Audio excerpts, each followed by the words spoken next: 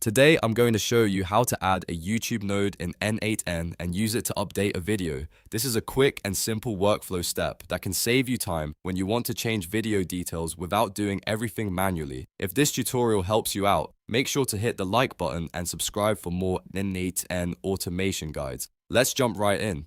First, open your N8N workflow and go to the Nodes panel. This is where you can browse all available integrations and automation actions. In the search bar or the list of nodes, choose YouTube.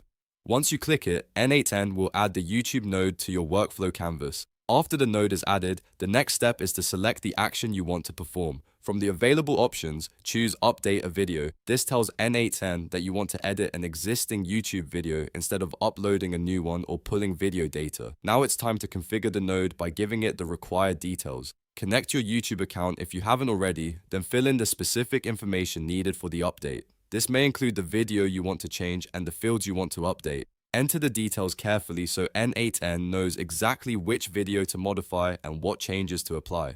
Once your configuration is complete, review everything one more time to make sure the node is set correctly. After that, you can run the workflow or continue building the rest of your automation, and that's it. You've now added a YouTube node in N8N, selected Update a Video, and configured it with the needed details. If this helped, please like the video, subscribe to the channel, and I'll see you in the next tutorial.